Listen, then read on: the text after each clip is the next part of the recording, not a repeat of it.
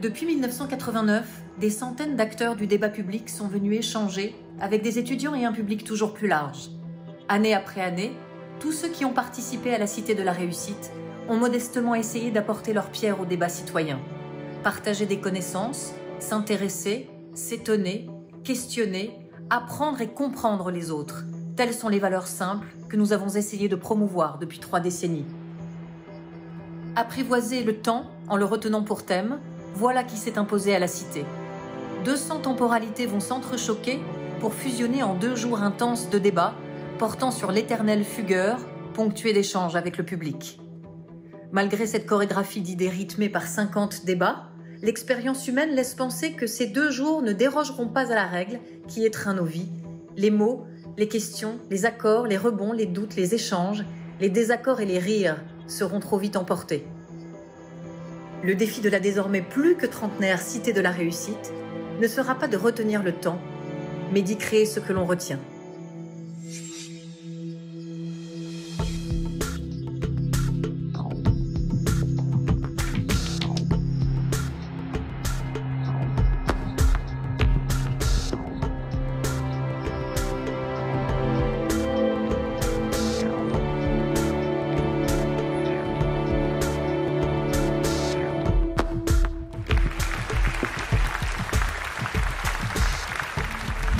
Et bâtir quelque chose ensemble.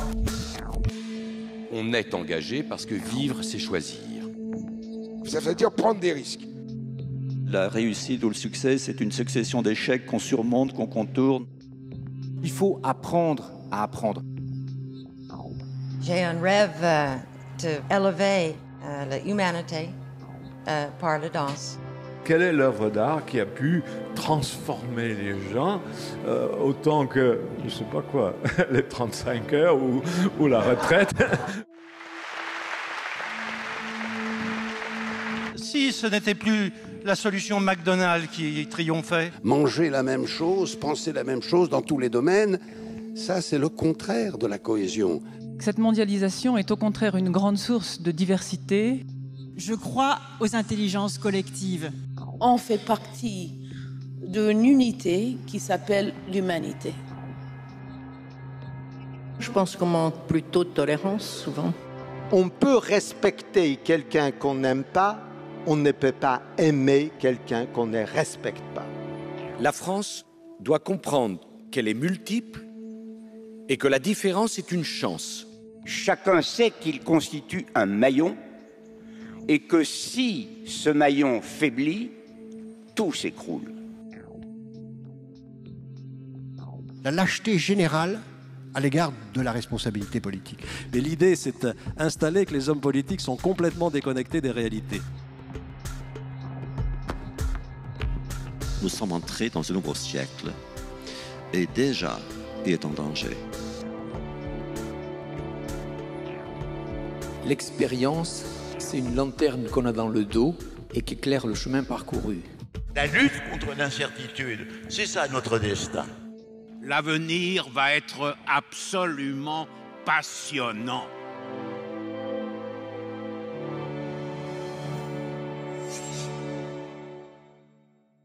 L'avenir va être absolument passionnant et espérons que le présent de cette conférence aussi. Merci à tous d'être si nombreux pour ce débat en ce dimanche matin. Je suis très heureux d'avoir la chance de pouvoir le modérer ici dans cette magnifique maison de l'océan dont on peut admirer quelques peintures, quelques huiles sur toile évidemment, qui a été créée au début du XXe siècle par le prince Albert Ier. Donc nous sommes ici évidemment pour parler d'océan, de climat et de voir comment on peut essayer tous ensemble de lutter contre le réchauffement climatique dans le cadre de ces cités de la réussite qui fêtent donc leur 30e année. Vous connaissez sans doute le format.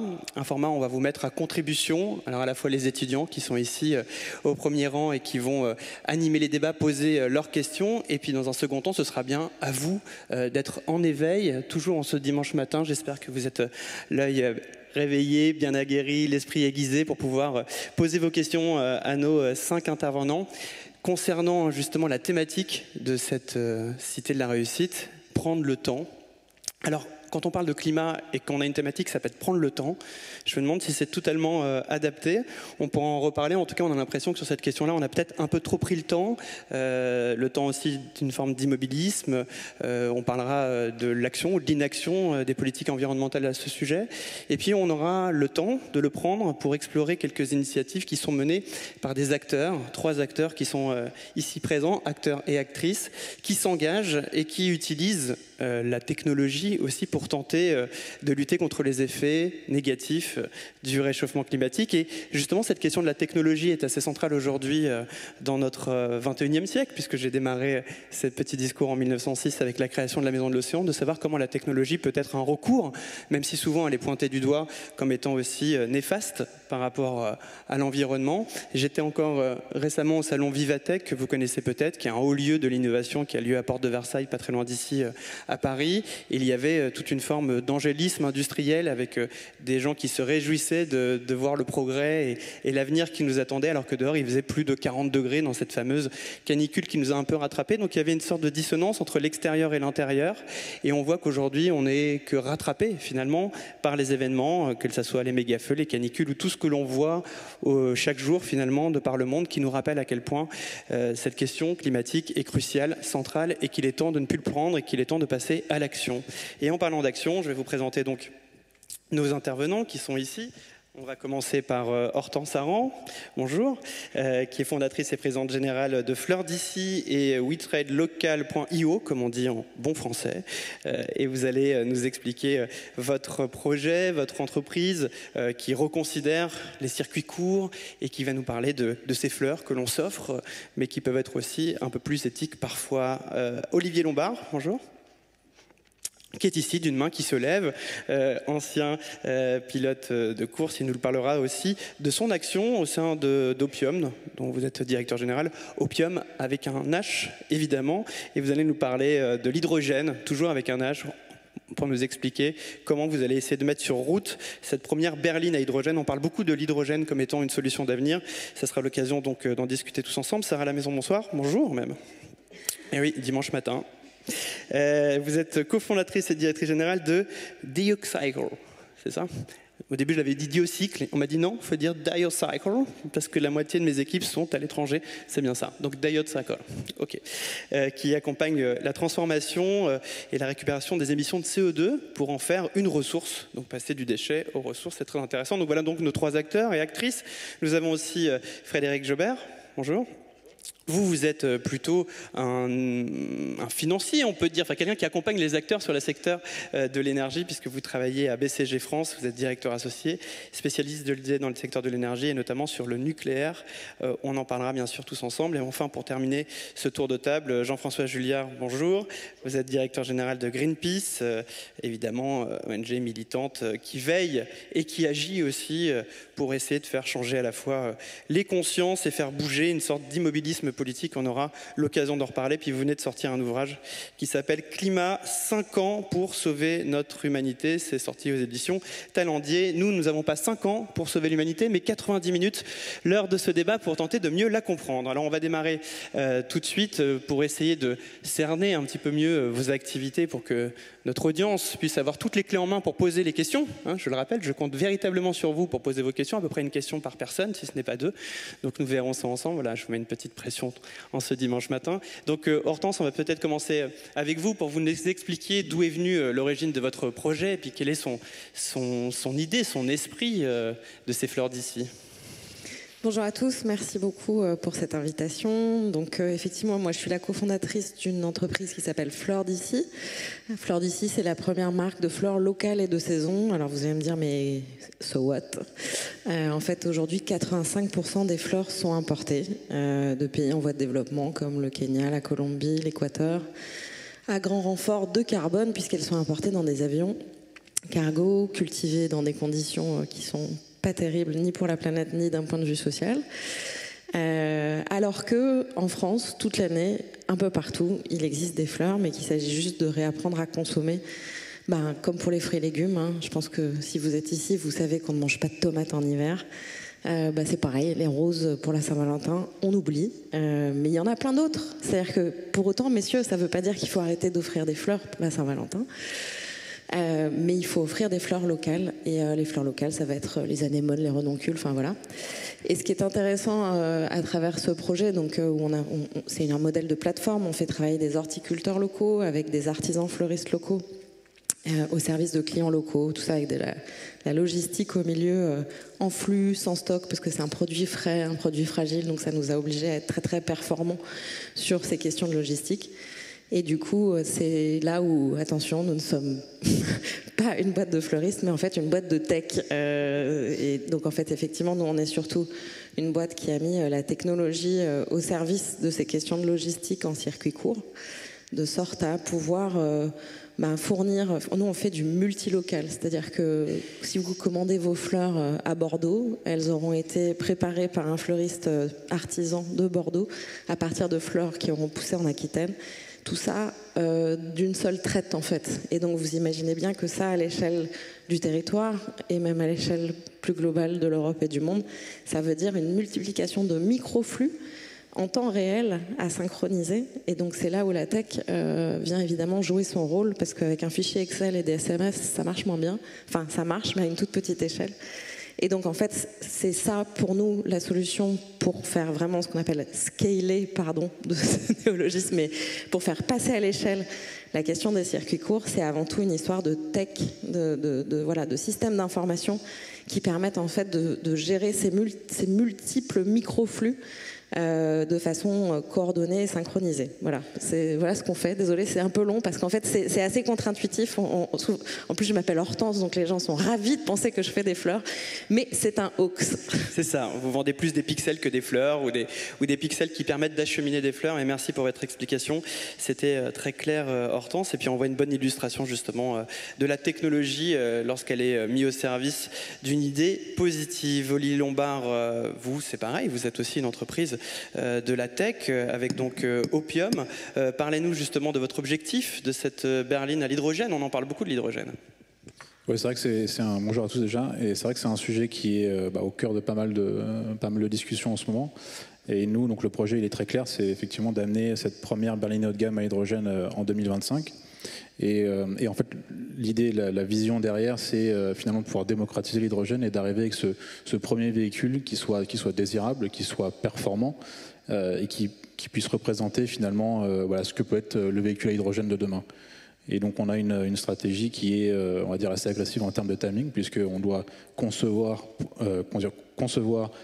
produire et commercialiser une voiture d'ici en l'espace de 4 ans et demi à peu près, donc ce qui représente un assez gros challenge. Mais je pense que le jeu en vaut la chandelle, et puis on est une équipe aujourd'hui de 140 personnes qui sont motivées par cette belle vision qui est finalement comment est-ce qu'on peut transformer la mobilité grâce à l'hydrogène. Et ça commence par cette machina qui finalement représente un petit peu le lien entre l'homme, la nature et la technologie. Et justement, peut-être en un mot, pour ceux qui ne sont pas encore au fait de l'hydrogène, si vous nous expliquer en quoi, pour vous, l'hydrogène est une solution d'avenir, vous diriez quoi ?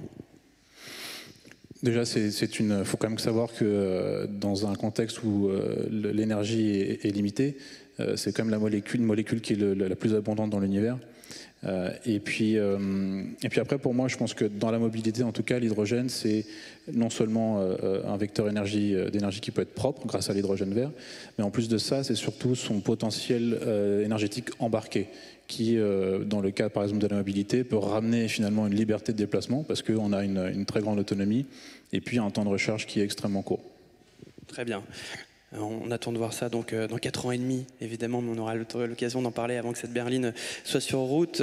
Sarah, bonjour également. Donc Diocycle, donc vous êtes plutôt non pas dans une solution, on va dire, exogène d'un nouveau service, mais vous tentez d'atténuer les effets négatifs du CE2. Est-ce que vous nous en parlez ? Oui, donc bonjour à tous. Donc je suis la cofondatrice de Diocycle.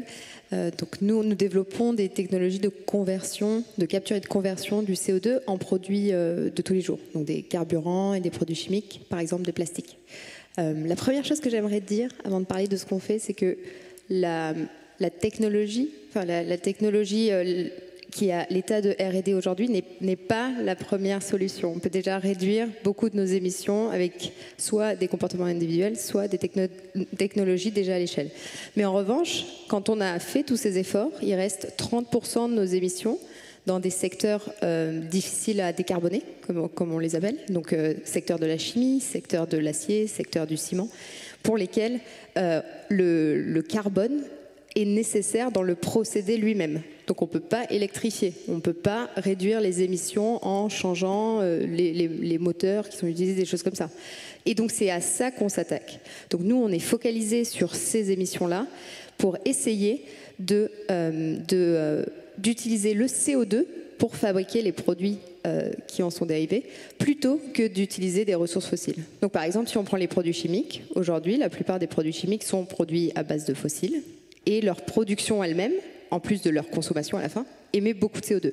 Et donc l'idée, pour nous, c'est de prendre seulement du CO2, de l'eau et de l'électricité, pour aller refabriquer ces produits et donc être en cycle fermé avec du CO2 qui était déjà dans l'atmosphère ou alors qui était prêt à être émis dans une usine, puis de le recycler dans les produits qu'on peut utiliser pour réduire le besoin d'extraction des ressources fossiles.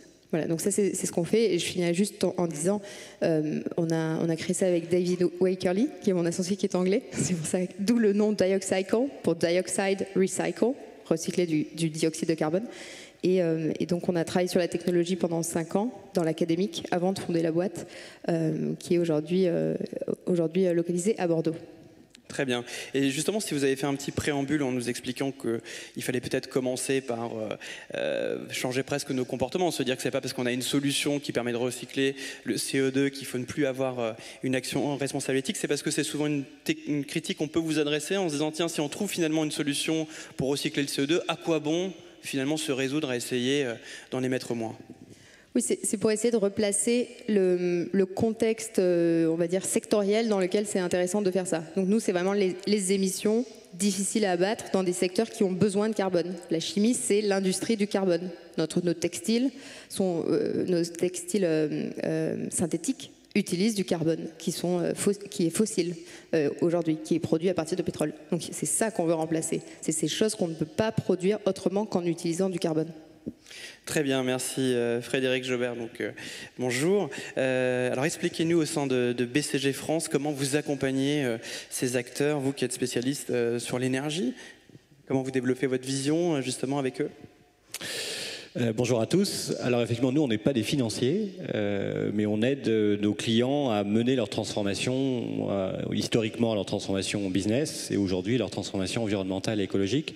Ça veut dire quoi? Ça veut dire déterminer une stratégie, donc d'abord comprendre quelle est la baseline, quelles sont les sources d'émissions, quelles sont les sources d'impact, et puis aller chercher les technos, les changements de business model nécessaires pour ramener cette entreprise et ce business model dans le cadre d'une trajectoire à 2 degrés, 1,5 degré, ou d'une trajectoire SBTI, typiquement telle que la plupart des entreprises suivent.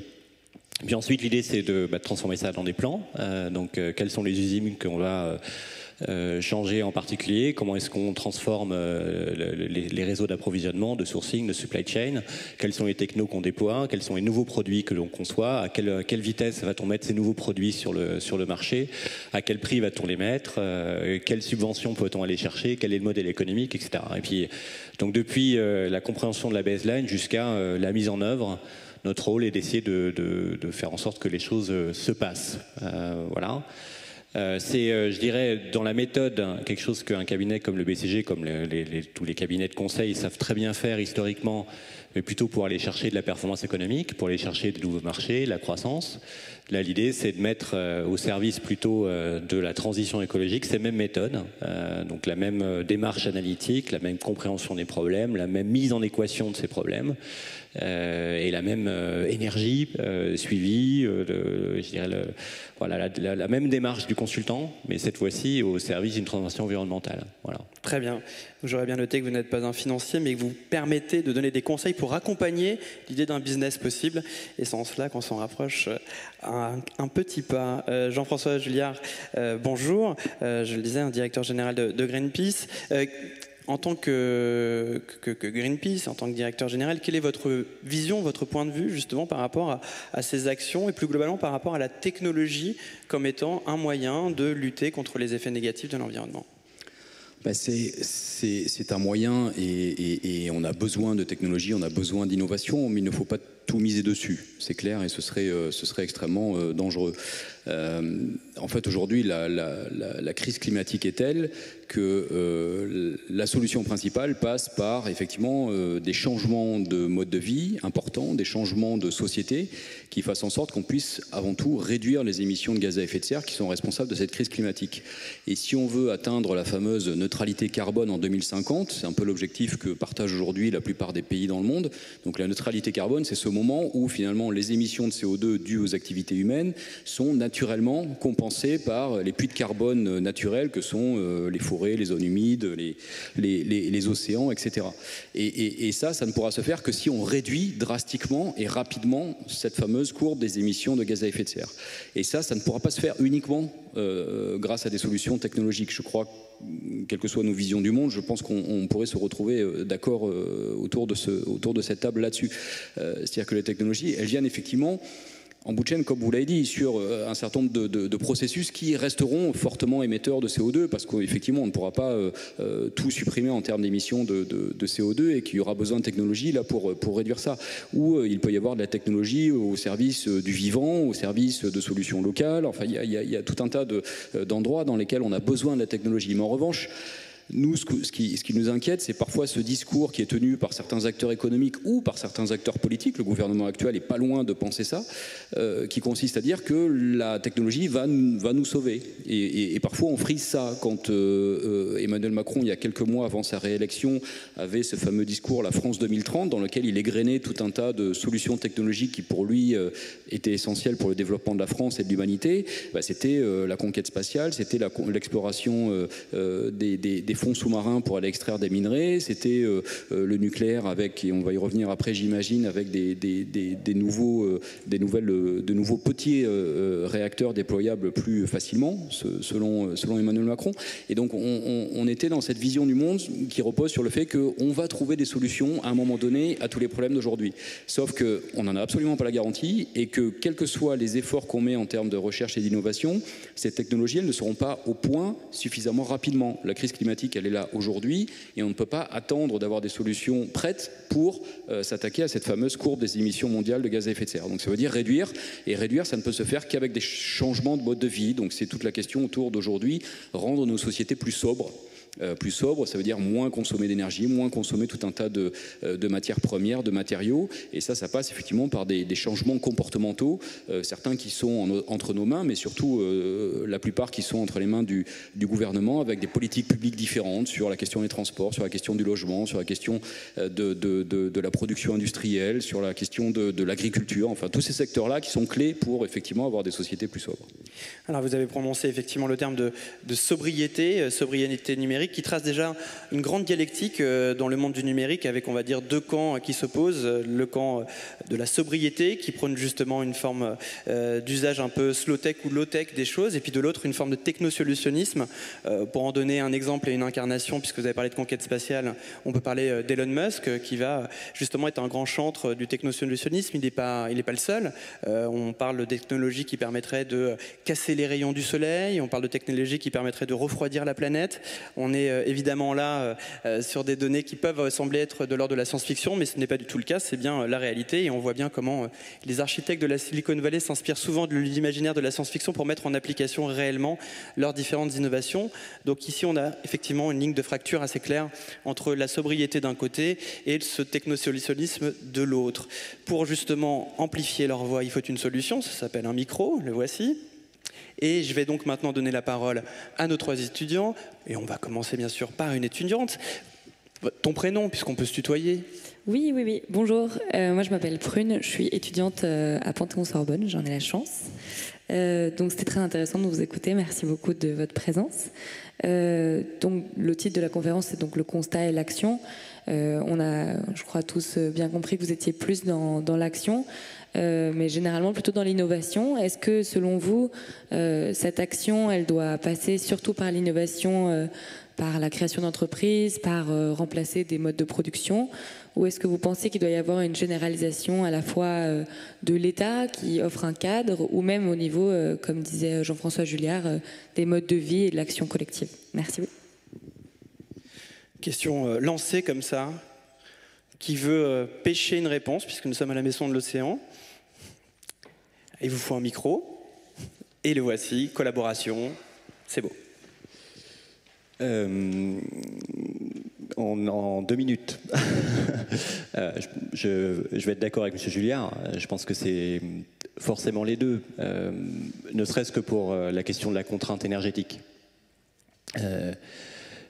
La technologie, l'innovation est nécessaire pour changer notre système économique qui aujourd'hui consiste à utiliser des énergies fossiles, à les transformer, des ressources naturelles, les transformer en déchets, et puis y tirer une forme de plaisir au milieu. C'est ça quand même, globalement, notre économie aujourd'hui, c'est comme ça qu'elle fonctionne. Donc bien sûr qu'il faut changer ça, et ça passera par une autre manière d'utiliser ces ressources, une autre manière de... Ça passera aussi par une manière de considérer les déchets comme des ressources, et donc ça passe par l'innovation. Néanmoins, nous n'avons plus que 20 ans pour le faire. Il faut continuer à alimenter ces technologies par de l'énergie et en même temps changer les sources d'énergie. 80% de notre source énergétique aujourd'hui, c'est des énergies fossiles. Et en l'espace de 20 ans, il faut ramener ce chiffre de 80% à zéro. Sachant que sur les 10 dernières années, nous n'avons à peu près pas progressé, puisqu'il y a 10 ans, ce chiffre de 80% était exactement le même. Donc il faut faire ce qu'on n'a pas réussi à faire du tout en 10 ans, il faut arriver à le faire en 20 ans au plus tard. Donc, croire qu'on pourra réussir cette transition, de mettre en place toutes ces technologies à l'échelle dans cet espace de temps, est de mon point de vue assez irréaliste, et donc ça doit forcément aussi passer par des comportements plus vertueux, des comportements plus sobres, qui consistent et qui nous permettent d'utiliser ce qui nous reste comme, je dirais, ressources énergétiques, ressources naturelles, dans ce qui procure le plus de bien-être, le plus de richesse pour tout le monde, le plus d'égalité sociale. Voilà, ensuite il faut trouver le bon équilibre, il faut faire les bons choix, les bons arbitrages, mais ne croire qu'en la technologie est sans doute, à ce stade, on n'a plus le temps, vous le disiez, totalement réaliste. Oui. Satisfaite de la réponse, Prune? Oui, ouais. C'est un petit acquiescement, Là, je pense que c'est de l'ordre du 4 sur 10, mais ça laisse une belle marge de progression, je pense. Marin, oui. À la Maison de l'Océan, on vous écoute. Oui, alors moi j'avais une question peut-être un peu plus précise pour Monsieur Lombard, notamment qui porte sur la question de l'hydrogène, qui, on le sait, c'est une source d'énergie du futur pour ses nombreux atouts, notamment la possibilité pour la France d'être moteur en la matière pour créer une filière véritablement, une nouvelle filière française avec les atouts en matière d'indépendance énergétique, en matière d'emploi, en matière de souveraineté et d'absence d'émissions de CO2. Néanmoins, comment on peut lutter contre certains obstacles liés à l'utilisation de l'hydrogène, notamment, moi j'ai entendu parler du coût élevé de l'hydrogène et du fait que vous avez parlé d'hydrogène vert, mais il y a aussi la fabrication de l'hydrogène qui n'est pas vert et qui, justement, on parle de 95% de l'hydrogène qui est produit dans le monde et qui est issu du méthane, du pétrole et du charbon. Et comment, justement, lutter contre ces obstacles ? Effectivement, c'est un très très bon sujet. Alors, moi, je considère toujours qu'on part du point A et qu'on veut aller au point B. Et je pense qu'effectivement, aujourd'hui, il y a 95% de l'hydrogène qui est fait plutôt à partir du vaporoformage du méthane, donc plutôt sur des craquages industriels qui émettent beaucoup de CO2. Maintenant, il y a 3 sortes d'hydrogène. Il y a le gris, donc c'est celui qui est le plus polluant. Il y a le bleu qui est basé sur les mêmes principes industriels. Par contre, on capte une partie du CO2, donc c'est un petit peu mieux. Et après, il y a l'hydrogène vert, donc, que je mentionnais tout à l'heure, qui, lui, est produit à partir d'électrolyse de l'eau. Donc grâce à de l'électricité qui provient d'ENR, donc d'énergie renouvelable. Nous, dans notre cas, par exemple, c'est celui-ci qui nous intéresse principalement. Et je pense que c'est une dimension qui est intéressante parce qu'aujourd'hui, par exemple, sur l'électrique, on ne se pose pas vraiment la question de savoir savoir d'où provient l'électricité. Or, aujourd'hui, la dimension hydrogène vert, elle est ancrée dans la mobilité. C'est-à-dire qu'il faut que l'hydrogène soit vert pour justement qu'on ait une solution durable. Je pense que ça, c'est un élément qui est quand même très important. Et effectivement, comme toute solution qui arrive sur un marché, elle est forcément un petit peu plus chère au début. Par contre, dans toutes les prévisions qui sont mentionnées dans les études, on souhaite arriver à peu près à 5-7 euros horizon 2030 du kilo pour l'hydrogène. Donc c'est, je pense, quelque chose qui va s'améliorer. On voit aujourd'hui, il y a énormément d'investissements dans le cadre de France 2030, dans le cadre de Fit for 55 pour l'Union européenne. Il y a beaucoup d'investissements qui sont mis sur la table justement pour créer des usines de production d'hydrogène vert de plusieurs dizaines de mégawatts et donc qui vont permettre de scaler et d'avoir des coûts qui vont vraiment se réduire au fur et à mesure. Hop, merci beaucoup. Je crois que ça veut réagir. Oui, je voulais juste rajouter sur la réduction des coûts, par exemple, dans les 10 dernières années, entre 2010 et 2019, sur tout ce qui est photovoltaïque, par exemple, c'est une réduction de 85% des coûts grâce à la mise en place d'une filière et d'un effort et d'une réglementation, etc. Donc, un effort concerté entre les développeurs, les gens qui développent des technologies et la réglementation. Et donc, on peut se dire que sur l'hydrogène, on a une chance, effectivement, d'avoir cette réduction des coûts. Il y a un antécédent dont on peut s'inspirer sur le même genre d'infrastructure. Merci beaucoup pour ce complément d'information. Diane, si j'en déduis. Alors, bonjour encore. Donc, je suis étudiante à la Sorbonne en gestion. Et ma question, ce serait sur les énergies. Là, on a parlé d'hydrogène, on a parlé de CO2. On peut parler du nucléaire aussi, mais pensez-vous que plus qu'on est en pleine transition vers des énergies plus vertes, que l'hydrogène et cette reconversion du CO2 seront suffisants pour demain, et aussi le fait qu'on se dit que le nucléaire est une question très présente qui pourrait permettre de réduire beaucoup la production l'utilisation de la production en utilisant des énergies fossiles, sauf que ça pose la question aussi des déchets et de la sécurité. Donc, qu'en pensez-vous? Est-ce que Voilà, Diane vient de poser une question épineuse aussi, puisqu'elle a prononcé comme ça, entre deux fous rires, le nucléaire, et ça a été particulièrement bien amené, Diane. Je t'en remercie, ça a été fait en douceur, c'est très très beau, et on a hâte d'entendre ces différentes réponses.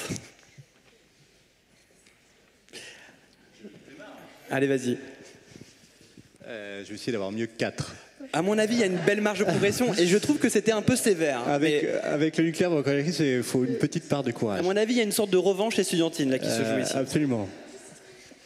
On a bien fait attention que personne n'avait de tomates dans cette salle. Non, on est d'accord. Elles ne sont ni de saison et c'est pas pour autant qu'on vous enverra des fleurs non plus, parce que je crois savoir qu'elles ne sont pas forcément toutes de saison non plus. Alors, le nucléaire a beaucoup de défauts.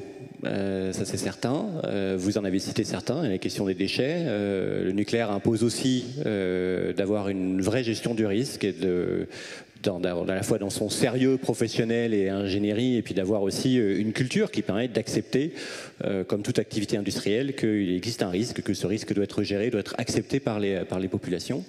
Il a aussi un coût de plus en plus significatif, en l'occurrence dans nos pays. Donc le nucléaire n'est pas du tout la panacée, ça c'est certain. En revanche, je citais tout à l'heure le chiffre de 80%. 80% de notre approvisionnement énergétique, ce sont des énergies fossiles. C'était le même chiffre il y a 10 ans. Si vous regardez le chiffre associé à la part d'électricité décarbonée dans l'ensemble de l'électricité qu'on consomme, quelle est la part de cette électricité qui ne provient pas d'énergie fossile, de gaz ou de charbon? Aujourd'hui, c'est à peu près 36%. Donc de nucléaire, de l'hydro, de l'éolien et du photovoltaïque. Il y a 10 ans, c'était 31%. Donc on a à peine progressé. Il faut d'une part qu'on décarbone l'ensemble de l'électricité et qu'en plus que l'on électrifie le reste de notre approvisionnement énergétique. Et encore une fois, dans une période de temps qui est de l'ordre de 15 à 20 ans. Donc vouloir réussir cet exploit en se passant d'une technologie qui néanmoins a été prouvée comme étant mature, comme étant sûre, comme étant complètement décarbonée, sera forcément plus difficile que de le faire sans. Donc je pense que c'est une question d'échelle des valeurs, une question d'échelle des risques, et vu le temps qu'il nous reste, il me paraît sans doute le risque associé à dépasser les 2 degrés, à dépasser les 2,5 degrés, me paraît infiniment plus élevé que celui associé à continuer à exploiter des centrales nucléaires comme on le fait depuis quelques années. Voilà en tout cas comment moi je poserais le problème. Ce n'est pas une défense du nucléaire, mais plutôt une acceptabilité de l'échelle des risques.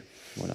Très bien, merci Diane. Tu me permettras un petit rebond en donnant la parole à Jean-François Juliard, en lui posant cette question induite par votre réponse. Frédéric, peut-on se passer du nucléaire ? Oui, et on le doit, à mon sens. En fait, je vais reprendre le même argumentaire, mais pour arriver à d'autres conclusions. C'est-à-dire que, vu le temps qui nous reste, on ne peut pas miser sur le nucléaire. C'est-à-dire que, et j'essaie d'être très, comment dire ça, précis et modéré dans mes propos, parce que Greenpeace est une organisation anti-nucléaire, on s'en est jamais caché depuis sa création. À une époque, le nucléaire aurait pu être une solution à la crise climatique, si ça avait été, une majorité de gouvernement avait misé là-dessus. Mais ce n'est pas le cas. Et dans les chiffres que vous citiez, je ne sais pas si les 31 et 36%, c'est à l'échelle mondiale. Dans ces 36%, aujourd'hui, c'est grosso modo autour de 10% du nucléaire. Et le reste, c'est les énergies renouvelables. Aujourd'hui, la part d'utilisation du nucléaire dans la production d'électricité à l'échelle mondiale, elle est stagnante depuis bien longtemps maintenant. C'est-à-dire que l'âge d'or de la construction des réacteurs nucléaires en France ou en Europe, c'est les années 80, les années 90, mais depuis, on est plutôt sur une stagnation. Aujourd'hui, en dehors de la Chine, aucun pays ne mise fortement, en tout cas, sur le développement du nucléaire dans son mix électrique. Et ça veut dire que la progression, qui est certes trop lente, là-dessus on est d'accord, mais la production, l'augmentation dans la production d'électricité non carbonée, elle vient avant tout des renouvelables. Et c'est vrai que nous, Greenpeace, on mise plus sur un scénario visant à un point d'arrivée qui est celui de 100% d'énergie renouvelable en 2050, que à miser sur le développement du nucléaire. Tout simplement parce que c'est aussi un état de fait, c'est-à-dire qu'aujourd'hui, construire une centrale nucléaire, ça prend entre 10 et 15 ans. 10 et 15 ans aujourd'hui, ça nous amène rapidement à la fin des années 30. Et aujourd'hui, ça veut dire que si on voulait que le nucléaire constitue une solution efficace à la crise climatique, il faudrait que là, dès maintenant, une bonne majorité des États sur cette planète se mettent à construire des centrales nucléaires en grand nombre, et les construisent rapidement pour que ça puisse servir à remplacer des centrales de production électrique à base d'énergie fossile. Et d'une, ce n'est pas ce qu'on constate. Et ça, c'est une réalité, c'est pas un vœu pieux, c'est la réalité. C'est qu'aujourd'hui, les centrales en construction, elles se comptent sur les doigts des deux mains maximum à l'échelle de la planète. On voit bien que c'est extrêmement compliqué de construire des nouvelles centrales. Il y a le père de Flamanville, on va me dire c'est une tête de série, EDF a tout un argumentaire là-dessus sur le fait que les autres seront plus faciles à construire, moins chers, plus rapides, etc. Bon, on attend de voir, mais en tout cas, on peut considérer que c'est une tête de série, que c'est toujours plus compliqué que les autres. Mais en attendant, on constate aujourd'hui que construire des centrales nucléaires, ça reste un parcours extrêmement compliqué. C'est très cher. On voit là aussi de moins en moins d'investisseurs qui ont envie d'injecter des millions ou des milliards d'euros dans des centrales nucléaires, qu'il y a un risque et que beaucoup de pays ne veulent pas prendre le risque vis-à-vis de leur population de se lancer dans ces programmes-là. La guerre en Ukraine a montré à quel point on est vulnérable aussi avec des centrales nucléaires dans des pays qui se retrouvent en guerre. Là aussi, personne n'imaginait il y a un an qu'on allait avoir des combats à l'arme lourde avec des bombardements à proximité de centrales nucléaires. Et je ne fais pas là de la science-fiction apocalyptique ou quoi que ce soit. C'est-à-dire qu'il y a eu des bombardements à proximité de centrales nucléaires en Ukraine. Tant mieux, ça n'a débouché sur aucune conséquence majeure. Inversement, pardon Jean-François Juliard, je vous coupe. Inversement, on a aussi vu avec la guerre en Ukraine et les conflits russo-ukrainiens que le nucléaire nous a permis d'avoir une forme de souveraineté par rapport à une énergie quand on a vu qu'on était était dépendant du gaz et du charbon russe. Donc là, on va dire que c'est aussi un pendant inverse, peut-être court-termiste, mais qui a montré l'intérêt aussi du nucléaire. Oui, c'est vrai qu'on est moins dépendant que l'Allemagne, par exemple, des importations de gaz russe, ça c'est vrai. Et effectivement, moi je parle, le nucléaire en France, on en a beaucoup, mais on est le seul pays à en avoir autant. Dès qu'on dézoome un peu de la France, on voit bien que c'est pas la réalité, c'est pas une réalité partagée dans les autres pays. Encore une fois, je dis, si les autres États avaient fait ce choix-là il y a 20 ou 30 ans, ça aurait pu contribuer à être une solution. Aujourd'hui, ce n'est pas le cas. Donc aujourd'hui, quand on parle de nouveau nucléaire, c'est vrai que là, on rentre en concurrence avec d'autres modèles de société qui sont celui des énergies renouvelables. Et les énergies renouvelables, c'est aussi un moyen d'augmenter notre souveraineté énergétique et de moins dépendre des importations d'énergie fossile à droite et à gauche. Et à partir du moment où ce 100% d'énergie renouvelable, aujourd'hui, pendant 30 ans, on se battait un peu tout seul à Greenpeace sur ce sujet-là. Aujourd'hui, il y a de plus en plus d'études qui montrent que c'est possible et faisable technologiquement. Ça va pas être simple, ça va être compliqué, ça va être coûteux, il y a plein d'embûches sur le chemin, mais on parle de quelque chose qui va arriver en 2050. Et quand on regarde les scénarios qui sont faits y compris par RTE, qui est le réseau de transport d'électricité, donc une filiale à 100% d'EDF, dans ces différents scénarios, elle n'exclut pas le 100% renouvelable. Elle dit que ça va être compliqué, que là aussi il y a des avantages et des inconvénients, mais elle le dit aussi pour un scénario qui repose fortement sur du nucléaire. Donc à partir du moment où il y a des choix possibles, c'est vrai que moi, dans mon envie, je me dis, j'ai plutôt envie de vivre dans une société avec 100% d'énergie renouvelable qu'avec une société, à l'échelle de la planète, encore une fois, où il y a des centrales nucléaires un peu partout. Bon. Très bien, ça a été très clair. On repasse à une de vos questions. Oui. On va commencer à noter les questions, je le dis. Non, très bien, nous allons donc commencer à noter les réponses aussi. Vous avez déjà fait. C'est vous qui avez attribué un 4. C'est vrai, tout à fait. Voilà, je ne dirai pas ma note, évidemment. Tout va bien. Donc, pour revenir sur cette question de l'adaptation, on n'a pas trop évoqué encore les citoyens dans ce processus de décision, dans ce processus d'adaptation. Est-ce que selon vous, l'adaptation, elle vient seulement des entreprises qui vont créer une nouvelle offre qui va correspondre à peut-être des objectifs fixés par le gouvernement, par exemple? Ou est-ce que c'est aussi une sorte de nouvelle demande des citoyens vers des modes de consommation plus responsables? Très bonne question, Prune. On va donner la parole à Hortense, puisque là, on a une action assez concrète de comment on arrive à convaincre des citoyens consommateurs, donc d'aller aussi éventuellement vers des actions comme les vôtres. Effectivement, chez Fleur d'ici, oui, Trade Local, nous, on est à peu près convaincus du rôle des entreprises, des ONG, de toutes les organisations, tous les corps constitués pour faire ce fameux nudge, essayer de faire bouger en fait les façons de consommer des gens, des citoyens, par de la prise de conscience. Donc évidemment, c'est sûr que c'est quelque chose qui compte pour beaucoup, et je pense, pour aller un peu plus loin, que c'est là où il faut rendre en fait, notre responsabilité à nous en tant qu'entreprise, en tout cas, entreprise engagée, c'est d'essayer de rendre davantage ces produits désirables. C'est pour ça que, notamment nous, chez Fleur d'ici, on s'est beaucoup attelé à faire du beau et du bon, parce que il y a beaucoup d'alternatives de consommation plus responsables qui sont pas très désirables. La qualité, l'accessibilité n'étant pas toujours au rendez-vous. Donc je pense qu'effectivement c'est un double mouvement, c'est-à-dire qu'à la fois il faut provoquer des prises de conscience chez les citoyens je ne sais pas, combien d'entre vous ici savaient que 85% des fleurs sont importées? Donc la moitié à peu près. Ouais, c'est pas mal. Oui, mais on est sur un public averti. On a un super public en ce dimanche matin, faut bien le dire. Mais en fait, voilà, alors je suis ravie, mais malheureusement, c'est assez peu représentatif. Et déjà, même la moitié, ça veut dire qu'il y a encore 50% des gens juste à conscientiser, en fait. Donc c'est tout ce travail-là qui doit être fait, effectivement. Et qu'on s'emploie à faire, mais on n'est pas les seuls. Et donc c'est vrai que nous, on est des entreprises qui faisons du plaidoyer essentiellement. Enfin, nous, on a une grosse partie de notre activité qui est simplement la sensibilisation à travers les médias, qui ont évidemment aussi un rôle de relais à jouer qui est très important. Est-ce que ça répond? Oh oui, ça répond. J'ai combien? Une note largement soutenable, en tout cas. Juste petite précision très pratique, en termes de prix, par rapport aux fleurs que vous vendez, c'est plus cher, peut-être pas plus cher que des fleurs importées? Non, en fait, c'est ça qui est très intéressant aussi, c'est que, enfin, en tout cas sur mon produit, mais là, on est justement, nous, on est en train de prototyper sur d'autres verticales, d'autres filières. On se rend compte qu'il y a vraiment des idées reçues sur la façon dont, le travail est plus cher en France, tout est plus compliqué. Mais oui, certes, c'est plus compliqué, certes, le travail est plus cher, mais en fait, on peut aller chercher des points de compétitivité en améliorant la performance. Et ça veut dire quoi? Ça veut dire notamment, désolé, je vais ressortir ce truc de la tech, mais c'est vrai, nous, ça nous permet de faire d'optimiser finalement la chaîne de valeur, ce qui rend le produit à la fois plus performant d'un point de vue économique, mais aussi d'un point de vue écologique.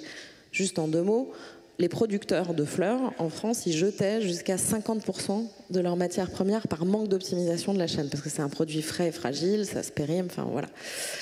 50% chez les producteurs, donc au début de la chaîne, chez les fleuristes, qui sont les transformateurs, 30%. Nous, on arrive en optimisant juste, en fait, on arrive aujourd'hui à prédire à quel moment les producteurs doivent couper. Et donc, ils vendent sur pied leur récolte, ce qui leur évite évidemment de jeter. Donc, c'est meilleur d'un point de vue économique, évidemment, mais aussi d'un point de vue écologique, puisque ça évite la surproduction. Donc voilà, et la même chose, ça peut s'appliquer à tout un tas de filières et tout un tas de secteurs. Ça demande juste en fait d'être un peu meilleur sur les systèmes d'information et sur la gestion de la data tout au long de la vie du produit. Ce qui permet une meilleure redistribution de la valeur aussi, puisqu'il y a beaucoup moins de choses qui vont dans la perte. Oui, on voit que c'est effectivement là une technologie prédictive. On peut dire que c'est finalement comme des fleurs à la demande. C'est que vous arrivez à anticiper par une analyse de data quelle est à peu près la demande à telle période sur tel produit. Et en fonction des points de distribution, vous permettez d'adapter finalement l'offre à la demande. Là, on voit très clairement effectivement que par cette technique, on peut largement optimiser et réduire les déchets. Et pour faire des déchets une ressource, c'est Sarah, bien sûr, qui l'incarne et qui va reprendre la parole. Oui, à propos de ça, bon, il y a quand même, vous avez de la chance dans les fleurs, sur tout ce qui est conversion du CO2. Donc à terme, il y a des horizons de compétitivité coût. Sinon, ça serait difficile de pitcher ce genre de discours de toute façon dans un monde conduit par le profit, on va dire. Mais en tout cas, au début, je parlais tout à l'heure de l'abattement des coûts du photovoltaïque de 85% en 10 ans. On va avoir les mêmes genres de courbes d'abattement des coûts. Donc il y a un moment, il faut qu'il y ait eu un consentement à payer des consommateurs pour aider à faire cette transition depuis un prix plus haut à un prix plus bas. Bonne nouvelle sur, par exemple, l'éthylène. Donc l'éthylène, le plus gros précurseur de plastique au monde, les bouteilles en plastique, des films, des choses comme ça.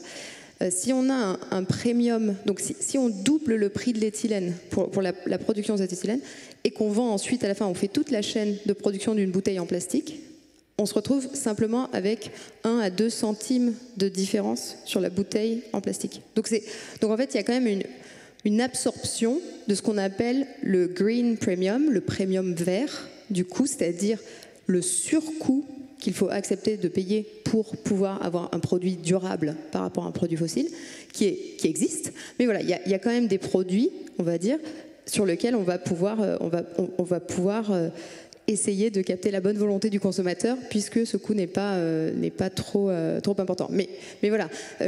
Et pour finir sur ça, j'aimerais aussi rappeler que quand on parle de, par exemple, conversion du CO2 en produit fossile, il ne faut pas oublier que ce à quoi on se compare, c'est du pétrole. Qu'est-ce que c'est le pétrole? Ce sont des millions d'années d'énergie accumulées dans des molécules pour lesquelles on ne paie pas l'énergie, on n'injecte pas l'effort pour accumuler l'énergie. Qu'est-ce que c'est au contraire la conversion du CO2? C'est je prends mon déchet, le CO2 qui est un déchet, donc là c'est très bas en énergie, c'est mon niveau énergétique, et je vais pomper de l'énergie pour le faire remonter au niveau d'une molécule énergétique, un carburant, un plastique, n'importe quoi. Et je vais payer ce delta. Alors que le fossile, je ne le paye pas. Les dinosaures et les algues l'ont fait pour moi. C'était bien. Mais voilà, donc il va falloir accepter de payer pour l'effort que représente faire un Paris-New York en avion. Oui, c'est ça. On ne paye pas le fossile, même si on le paye très cher un peu plus tard. Et c'est un petit peu comme dans la technologie. Si c'est gratuit, c'est que c'est toi le produit. Donc quand c'est gratuit, il faut forcément s'inquiéter de ses conséquences. Marin. Oui, moi j'avais une question qui va un peu dans la continuité de la question qui a été posée précédemment.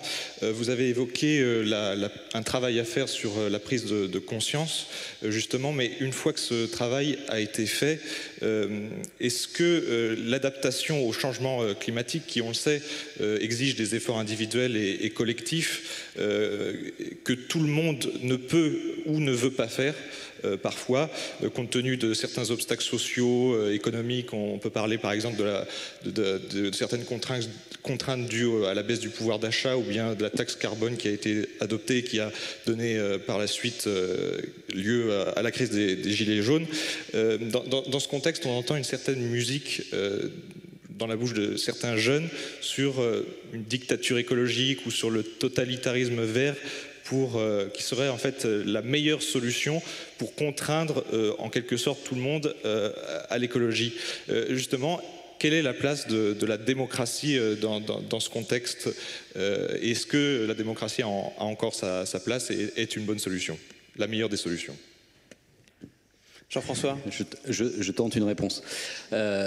Oui, même si la démocratie a ses inconvénients aussi, en termes de capacité à transformer une société rapidement, par exemple, c'est compliqué. Mais moi, je suis profondément démocrate et respectueux des libertés individuelles. Mais en revanche, il ne faut pas confondre non plus régulation et totalitarisme, c'est-à-dire ou contrainte et dérive autoritaire.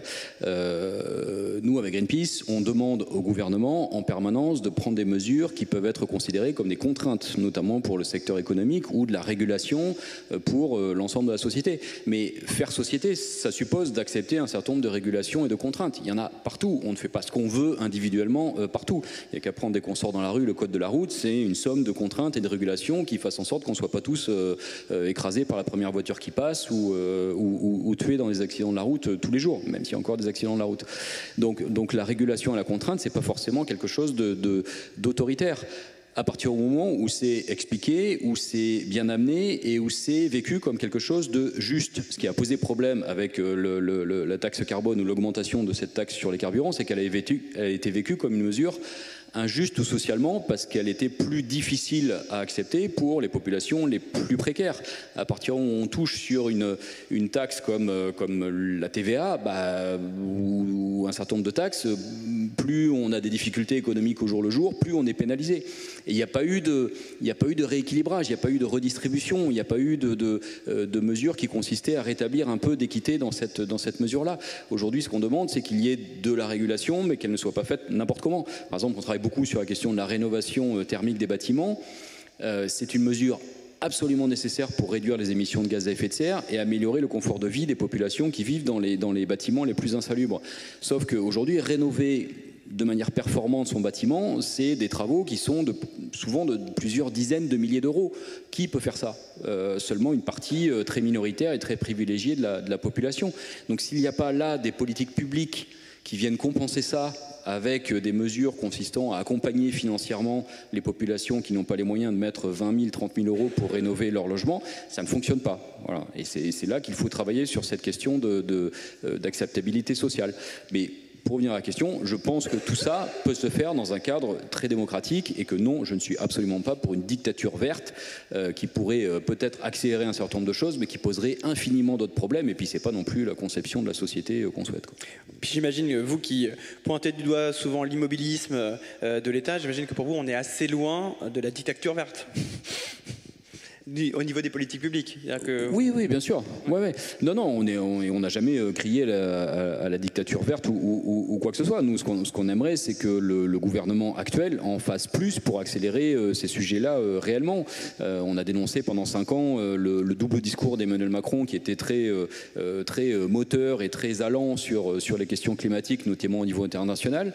Et quand on regarde la réalité, et c'est pas notre analyse ou notre interprétation, c'est la réalité des chiffres, montre que la France fait partie des pays qui, certes, baissent leurs émissions de gaz à effet de serre, mais pas suffisamment rapidement.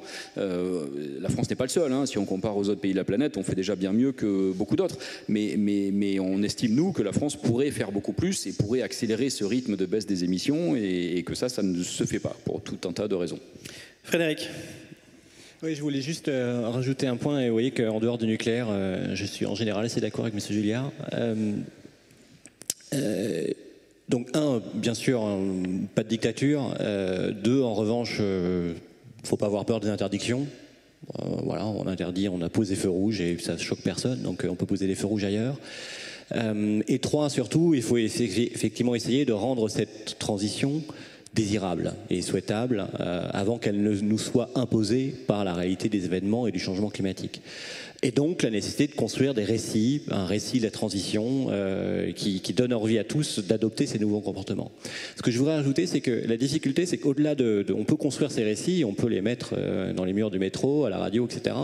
Ils sont globalement assez inaudibles parce qu'ils sont noyés dans un récit qui est beaucoup plus tonitruant, beaucoup plus vociférant et qui nous encourage tous à avoir des comportements complètement adverses à la transition écologique. Donc à partir du moment où on sera tous les jours abreuvé dès le café du matin sur la nécessité d'acheter une grosse voiture, sur la nécessité de partir en vacances en avion, sur la nécessité d'aller faire les soldes, on pourra construire des récits et qu'on écoutera à France Inter sur les chroniques de 14h, mais ça ne changera rien. Donc il y a un conditionnement aujourd'hui qui existe, qui est contraire à la transition. Il faut d'abord arrêter ce conditionnement et ça passe par réglementer la publicité. C'était ce que le gouvernement a tenté de faire, ce que la Convention nationale citoyenne, la Convention citoyenne pour le climat avait proposé. On n'est certainement pas assez loin, allé assez loin dans cette direction. Oui, là effectivement, si vous mettez en parallèle et en comparaison la force de frappe du discours publicitaire omniprésent et qui irrigue d'ailleurs beaucoup de notre société civile, on va des médias que vous citez jusqu'aux politiques, c'est vrai que là, il y a de poids de mesures, sans parler en plus de ces discours publicitaires qui ont intégré la condition environnementale et qui en font une sorte de greenwashing, comme on a pu le voir. Donc là, ce sont des discours encore plus pervers. Oui, Olivier, je crois que vous vouliez ajouter. Oui, je voulais juste essayer de tenter une réponse de mon côté, qui rejoint un petit peu une question qui avait été posée précédemment, où je pense qu'il y a une très belle image aussi qui est celle de l'orchestre, où finalement il y a chacun a un rôle à jouer. On a notamment les scientifiques finalement qui peuvent être un petit peu vus comme le chef d'orchestre et qui sont là un peu pour nous alerter et nous guider par rapport à où en est la planète. Et puis après on a tous un rôle à jouer où on peut voir le citoyen, le chef d'entreprise, le consommateur. Et je pense qu'il y a toujours quelque chose à régler qui est assez difficile, c'est la dualité finalement entre par exemple le citoyen versus le consommateur, le chef d'entreprise versus le profit de l'entreprise. Et c'est pour ça que je pense qu'au-delà de la démocratie, je pense qu'il y a un élément très important qui a un rôle à jouer, c'est aussi l'éducation. Et pour moi, je pense que l'éducation peut vraiment aider justement à réduire ces dualités sur du long terme. Et typiquement aujourd'hui, moi j'ai jamais eu d'éducation à l'école sur des gestes très simples qui peuvent être justement, qui peuvent contribuer sur du long terme à un changement climatique, à améliorer la planète, à prendre soin d'autrui, etc. Et je pense que c'est quelque chose de très simple, on passe tous par là. Et pour moi, c'est un des aspects fondamentaux du changement climatique sur du long terme. Voilà, effectivement, merci. Puis j'ai bien aimé votre image du chef d'orchestre en tant que scientifique, même si en tant que scientifique, il n'est pas forcément aussi suivi qu'un chef d'orchestre peut l'être, puisqu'on voit qu'il y a beaucoup de voix dissonantes aussi qui viennent casser un peu cette harmonie, surtout quand ces chefs d'orchestre nous proposent souvent un requiem, qui est certes une réalité, mais qui ne donne pas forcément envie. Puisque vous parlez d'éducation, on va revenir à nos étudiants. J'ai posé une question sur les circuits courts, parce que on peut... Pour réduire beaucoup nos émissions, c'est bien de faire dans le local, d'acheter local, etc. Sauf que quand on a un produit comme une voiture qui peut être produit dans ou plusieurs de ces pièces peuvent être produites dans plusieurs pays différents pour être assemblées dans un seul pays, on ne peut pas faire forcément du local. Ce n'est pas un circuit court. Et il y a encore d'autres sujets comme l'alimentation. Vu le fait qu'on soit plusieurs milliards de personnes sur la planète, l'idée du circuit court est peut-être irréaliste. Donc, comment on fait? Puisque le circuit court peut être irréaliste, mais c'est la meilleure solution. Voilà, quid du circuit court dans nos sociétés internationalisées, interdépendantes? Alors effectivement, comment dire, il n'y a pas une seule réponse et je pense que Olivier aura une réponse complémentaire à la mienne. Il y a énormément de choses qu'on peut quand même faire en circuit court. C'est-à-dire qu'on peut peut-être déjà commencer par là. Après, il ne s'agit pas. Enfin, moi, je suis une fervente européenne et j'ai passé une grande partie de ma vie à l'étranger, donc c'est pas moi qui vais dire qu'il faut fermer les frontières. Néanmoins, je pense qu'il y a un certain nombre de choses sur lesquelles la mondialisation a été trop loin. Et je pense que notamment sur l'alimentaire, c'est quand même un peu n'importe quoi. Enfin, moi, pendant le confinement, le premier confinement, j'étais tombée des nues quand dans le supermarché à côté de chez moi, j'avais trouvé de l'ail qui venait d'Argentine. Enfin, vous pourrez faire attention. D'ailleurs, c'est quelque chose qui est assez monnaie courante, alors que l'ail. Je dis, ok, le café, les avocats, il y a tout un tas de trucs sur lesquels ça se discute. Et encore, on pourrait aussi se dire, pourquoi du café finalement, la chicorée c'est pas mal. Enfin bon, voilà, il y a beaucoup de choses à faire. Donc il y a quand même un certain nombre de produits et c'est assez important hein, en fait. Enfin certes les voitures peut-être que ou les semi-conducteurs ou quoi, ça se discute, mais je pense qu'il y a déjà tout un pan de l'activité économique assez important sur lequel, que ce soit le textile, que ce soit l'alimentaire, que ce soit en tout cas dans les biens de première nécessité, même sur l'énergie. Enfin voilà, il y a beaucoup de choses sur lesquelles on peut effectivement fonctionner en local. Mais ça demande de sortir en fait d'une espèce d'idée qui existe, qui est issue de la révolution industrielle, qui repose sur la centralisation, la standardisation, l'uniformisation des biens. Et ça, tout est construit en fait sur ces systèmes-là. Tous les échanges sont basés sur ce type d'architecture de pensée et d'infrastructure. Et je pense qu'aujourd'hui, ce qu'il faut remettre en cause, c'est que certaines façons, c'est une forme de jacobinisme et se demander comment on peut peut-être fractionner, développer comme je disais, nous, c'est du multilocal. Hein, c'est vraiment cette idée de comment on redéveloppe des chaînes de valeur à des échelles territoriales plus fractionnées. Je pense qu'il y a une partie de la réponse qui est là-dedans et donc. Oui, moi je vais pas. Évidemment, je fais l'apologie des circuits courts, c'est normal. Mais Olivier a peut-être une réponse complémentaire. Et un micro en plus. Oui, non, je pense que alors, nous, dans notre cas, on a une chance extraordinaire qui est finalement de partir d'une feuille blanche. Et donc, on a une voiture à construire. Pour cela, il faut qu'on construise une usine. Et donc, ça fait partie de nos réflexions quotidiennes, c'est-à-dire comment est-ce que, en partant du principe qu'on veut construire une usine, comment dire, je pense que c'est quelque chose de très beau finalement une usine parce que c'est quelque chose où on fait rentrer des matières premières et on ressort un produit fini. Dans notre cas, c'est une voiture.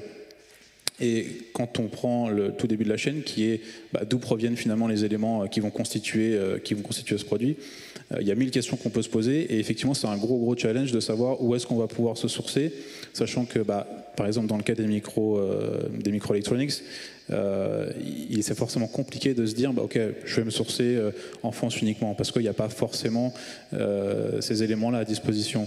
Après, je pense qu'on part d'un certain pourcentage, par exemple de outsourcing, et l'idée c'est comment est-ce qu'on peut finalement améliorer grâce à une recherche très précise, travailler avec des acteurs locaux, travailler avec des entreprises qui ont également la même volonté, parce que je pense que c'est ça aussi, c'est une volonté collective, et nous on a la chance d'avoir un projet qui est quand même très attractif aussi et qui se veut porteur d'une belle vision du futur. Et donc on a un ensemble d'acteurs français et également européens qui nous aident et qui veulent vraiment participer à cette aventure-là. Et ça fait que au final, on va pouvoir avoir un produit dont la majorité des composants auront été sourcés de manière finalement assez locale, si on prend la France et on prend l'Europe, comparé à on va dire la vieille industrie qui est plutôt côté Asie ou côté pays de l'Est. Donc je pense que voilà, pour nous c'est une très belle façon de repenser un petit peu le produit et la façon dont il doit être fait. Et je pense que même en allant plus loin, nous on essaie aussi de voir comment est-ce qu'on peut réunir à la fois la nature et l'industrie au sein d'un même objet qui est une usine. Et ça, je pense que c'est aussi quelque chose qui sera extrêmement fort et qu'on présentera plutôt vers la fin de l'année. Mais c'est voilà, comment est-ce qu'on arrive à finalement donner l'image de cette nouvelle industrie. Et en plus, on s'inscrit dans cette réindustrialisation que veut l'État français. Et je pense qu'on va arriver justement avec cette nouvelle image. Et quand vous parlez de nouvelle image, là on revient justement au nouveau récit ou au récit à construire pour créer du désir, créer de la compréhension et finalement une adhésion des citoyens, une adhésion forcément nécessaire. Dans quelques instants, ce sera à vous, public de la salle, de poser vos questions. Comme je suis très conciliant aujourd'hui, je vous laisse encore quelques temps de réflexion en redonnant la parole aux étudiants. On s'était dit qu'on voulait laisser la salle poser des questions, mais il va falloir poser une question. Moi, j'en ai une, mais c'est sur la décroissance. Comment concrètement concilier d'un côté la nécessité de la transition écologique, des défis environnementaux, et de l'autre croissance économique, rendement, économie mondialisée? Comment concrètement, quelles solutions on pourrait trouver pour concilier ces deux opposés? Est-ce que justement il n'y a pas de contradiction d'intérêt par nature et comment lutter contre cette contradiction? Voilà, comment perpétuer la décroissance sans nuire au rendement? Vous avez 2 heures ou 2 ans. Ouais, c'est extrêmement compliqué, mais pour reprendre une phrase d'Aurélien Barraud, vous voyez qui c'est, astrophysicien qui travaille beaucoup sur ces sujets-là et tout, il dit souvent il n'y a pas de réalité économique, il y a des conventions économiques et en revanche il y a des réalités physiques. Et aujourd'hui on a tendance à considérer que le modèle économique dans lequel on vit est une réalité intangible et qu'on ne pourra jamais transformer ça ou jamais dépasser ça. C'est une question de choix de société encore une fois et de choix collectif. Aujourd'hui pour moi, concilier l'économie et la réalité physique de l'état de nos écosystèmes, ça veut dire avoir des échanges économiques qui fonctionnent de manière totalement différente. Et il y a tout un tas de solutions. Les relocalisations en font partie. Mais il y a aussi une question sur effectivement cette décroissance et cesser de fonctionner avec une quête toujours plus forte du productivisme qui consiste à produire toujours plus de biens. Et ça, c'est encore une fois des choix de société qui passent par des modes de vie totalement différents. La régulation de la publicité, ça a été mentionné, c'est quelque chose d'important aussi pour changer nos états d'esprit. J'en profite pour dire qu'on a lancé avec Greenpeace, tous les Greenpeace en Europe, une initiative citoyenne européenne qui est un dispositif de démocratie directe mis en place par l'Union européenne il y a beaucoup d'années. Et dans cette initiative citoyenne européenne, on demande à la Commission européenne de se pencher justement sur cette régulation de la publicité, du sponsoring, des partenariats, des mécénats qui sont faits par l'industrie des énergies fossiles. Pour dire qu'aujourd'hui, on doit considérer l'industrie des énergies fossiles comme aussi toxique que le tabac. Quand on a réglementé la publicité pour le tabac pour des raisons de santé publique il y a maintenant plus de 30 ans, on l'a fait, on a su le faire. Aujourd'hui, la publicité pour le tabac est réglementée, la publicité pour les armes est réglementée, la publicité pour même les produits pour les nourrissons est réglementée, la publicité pour les médicaments est réglementée, mais elle ne l'est pas pour les produits qui sont principalement contributeurs de la crise climatique. Donc on doit aujourd'hui transformer tout ça. Même si on est d'accord que la publicité n'est finalement qu'un symptôme, c'est un symptôme de désir, de comportement qu'on a tous ici. Je veux dire ici, même autour de cette table et même autour de cette table ici d'experts, personne n'est irréprochable, on est tous animés par des pulsions. Donc ça pose aussi cette grande question de comment on arrive à mobiliser. Quand on voit finalement qu'on a des événements extérieurs qui sont assez dramatiques et qui envahissent nos journaux télévisés et que ça fait pas forcément bouger les consciences. Quand on voit qu'il y a des mouvements militants qui sont forts et de plus en plus avec une jeunesse qui rentre en adéquation puisque ça fait un peu un combat ou une affaire du siècle, pour reprendre un terme bien connu. Mais pour autant, on a l'impression que malgré tous ces événements, malgré tous ces warnings, on parlait des scientifiques tout à l'heure, on ne compte plus les rapports du GIEC alarmants, on a l'impression qu'il y en a un qui en chasse un autre, et quelque part, tout alarmants qu'ils sont, ils se neutralisent presque, j'ai l'impression, dans la force d'urgence qu'ils doivent provoquer. Donc on en est là aujourd'hui en 2022, on nous parle de temps toujours, en disant on a plus que 5 ans, plus que 10 ans, plus de 15 ans, plus 20 ans. Bon, ça reste toujours un peu trop loin pour arriver justement à être conscient. Donc comment on arrive, je trouve, puisqu'on parle de temps, à faire en sorte que cette échéance qui peut être terrible, dramatique, est forcément, et on peut encore l'espérer aujourd'hui, à moyen terme ou à long terme, et pour autant comment on arrive à mobiliser les foules dans une échéance qui est finalement celle de l'après-demain, même si vous allez nous dire que c'est déjà demain, voire déjà cet après-midi, mais comment on arrive à déjouer justement ce biais-là? C'est hyper complexe, et là on repart pour 2 heures de débat. Mais un début de réponse, ça a été évoqué je crois tout à l'heure déjà, moi je pense qu'on manque de quelque chose, c'est d'un imaginaire collectif dans lequel se projeter. Aujourd'hui, dès lors qu'on parle, et je vois bien, moi, en parlant au nom de Greenpeace, je me prends en permanence ces reproches sur le fait que nos messages sont considérés comme portant une société un peu triste, un peu austère, un peu ennuyeuse, un peu tout ça. Et on manque effectivement de cet imaginaire collectif dans lequel se projeter, qui serait celui d'une société apaisée, dans lequel on se serait réconciliés les uns les autres, réconciliés avec notre environnement et tout ça. On a essayé de faire cet exercice-là chez Greenpeace, on a travaillé à plusieurs centaines de personnes sur qu'on a appelé une vision pour des mondes possibles, dans lequel on décrit un peu ce à quoi pourrait ressembler une société dans laquelle on aimerait bien vivre.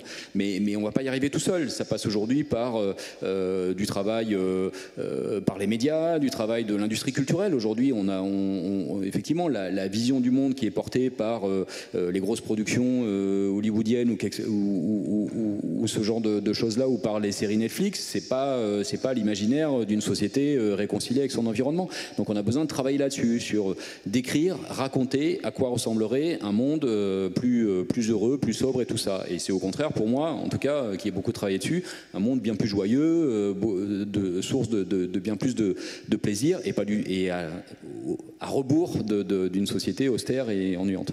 Voilà, construire un imaginaire, voilà un vaste et beau programme, Sarah. Oui, je voudrais juste rajouter, il y a le mot travail qui est beaucoup revenu. Moi, j'aime bien aussi l'idée d'une culture de l'effort, au sens, est-ce que je peux pas trouver une certaine satisfaction quand je fais un effort? Je vais dans un café, j'ai envie de prendre un café, je suis presque en retard, mais peut-être qu'il vaudrait mieux que je m'asseye, que je prenne une tasse en dur, que je ne jette pas un gobelet, enfin, des choses comme ça. Et juste se dire tous les jours, avoir cette petite satisfaction de faire des choses qui me demandent un effort et qui, à mon avis, sont est assez importantes. Je ne sais pas, parfois, quand on fait quelque chose de dur dans son travail, bon, quand on est dedans, c'est dur. mais après ça, on a aussi une satisfaction d'avoir fait quelque chose. Et je trouve qu'il y a peut-être ça aussi à mettre dans notre imaginaire collectif, se dire qu'on a fait quelque chose pour le monde. Mais bon, c'est effectivement, non, mais la satisfaction personnelle, ça passera forcément par ça. Mais pour ça, effectivement, il faut le comprendre, en avoir envie. Et au lieu d'acheter, par exemple, un ail qui vient d'Argentine, peut-être aller à pied jusqu'à Buenos Aires pour aller directement s'approvisionner de cet ail. Ça peut faire partie d'un effort et d'une belle balade. Hortense. Ouais, je voulais juste rebondir en disant qu'effectivement, il me semble que l'industrie du luxe, elle a un rôle particulier à jouer dans ces transitions et dans cette représentation, effectivement, de qu'est-ce qui est désirable. Je pense que pour vous donner un exemple, je ne sais pas si vous le savez, mais le blanc, par exemple, c'est un truc qu'il faudrait arrêter de porter des vêtements blancs. Parce qu'en fait, bah oui. Vous en êtes une très belle incarnation, cette matière. Voilà. Le blanc, ça demande plein d'agents blanchissants. Enfin bref, c'est quelque chose qui n'existe pas dans la nature, la couleur blanche. Donc voilà, je vous donne ça en pâture. Et donc, si l'industrie du luxe demain bannit de ses collections le blanc, mais fait du beige, de new white, je pense que ça, c'est de nature à faire complètement changer la façon dont les gens s'approprient finalement ce genre de discours, parce que ces gens effectivement ont une force de frappe grâce à la publicité qui est monumentale, et ils ont un rôle à jouer. Je te rejoins sur la partie, effectivement, un film comme Don't Look Up, que si vous n'avez pas vu, je vous engage à aller voir évidemment, fait beaucoup plus, à mon sens, pour la prise de conscience, le côté, rendre les choses un peu drôles, sexy, sympa, et pas effectivement ce truc punitif dans lequel on a essayé d'enfermer les gens qui œuvraient pour les transitions. Moi, je pense que c'est une grosse partie de la bataille qui se joue là. Voilà, Don't Look Up, qui est donc diffusé sur Netflix, comme quoi finalement la réalité peut être ni toute noire, ni toute blanche. On le disait. Allez, c'est parti pour les questions de la salle. Oh là là, on en a tellement. Oh là là là là, vous avez super bien travaillé. Ok. Eh bien, je vous laisse le choix. Hein, voilà, ça va être de l'ordre de l'aléatoire. Comme par hasard, votre cousine, c'est bien vu. Même pas. Bonjour, merci. Les débats sont extrêmement riches et intéressants. J'avais une question. On a beaucoup parlé d'innovation et d'innovation technologique. Alors, j'ai une question qui est double. Très rapidement, vous avez évoqué le fait qu'il faudrait pouvoir consacrer l'énergie qui nous reste à l'utiliser à bon escient pour nous permettre de nous sortir de la nasse. Je ne vois pas bien qui régule ça aujourd'hui. Et est-ce qu'il y a des gens qui régulent vraiment ça? J'ai un gros doute là-dessus. Et le deuxième point, on parle d'innovation technologique et quid de l'innovation sociale? Parce qu'effectivement, on reste dans nos modèles où on a notre voiture, notre pavillon. Alors, vous avez évoqué l'idée d'un imaginaire qui donne envie. Mais là aussi, je me demande où on en est et qu'est-ce qu'on fait pour avancer sur l'innovation sociale. On a beaucoup de réflexes, innovation technologique. Merci pour cette question. Je vais forcément demander des réponses pertinentes, ça a déjà été le cas depuis le début, mais courtes, puisqu'on va essayer d'accueillir le plus de questions possible. Frédéric. Je vais tenter une réponse courte, on verra si elle est pertinente. Sur la première question de la régulation de l'énergie, je pense que la question est excellente et je pense que ça manque. Aujourd'hui, pour parler de la France, la seule structure qui de facto régule ses besoins, l'offre et la demande d'électricité, c'est dans une certaine mesure la CRE, et en fait en réalité RTE, dont le métier est d'équilibrer les besoins et la capacité de production d'électricité sur le réseau, pour éviter que le réseau s'écroule. Donc le travail de RTE typiquement en ce moment, c'est de préparer la contrainte en électricité forte que nous subirons cet hiver à cause de l'arrêt des tranches nucléaires, et RTE a des discussions avec des acteurs comme la SNCF par exemple, ou des gros consommateurs d'électricité pour imaginer comment est-ce que l'on peut effacer, réduire la consommation d'électricité en période de pointe. Alors on peut se poser la question honnêtement si c'est d'abord à la SNCF qu'il faut demander de réduire son électricité. J'ai mes convictions. Mais vous voyez, je trouve un bon exemple. Il y a aujourd'hui de facto une entreprise qui est contrainte de réguler et qui le fait avec l'objectif de tenir le réseau et pas forcément avec un objectif politique ou une vision de transition long terme qui irait chercher des économies d'énergie, des économies d'électricité peut-être ailleurs qu'à la SNCF. Merci beaucoup Frédéric. Pour répartir un peu la parole, on va aller sur le deuxième point de l'innovation sociale avec une autre réponse, une autre voix. Hortense, rapidement toujours. Je fais très court. L'innovation sociale, moi j'en suis évidemment convaincue puisque c'est notre ADN. En fait ça, typiquement, je disais tout à l'heure, le rôle du luxe, ça c'est le rôle de la finance.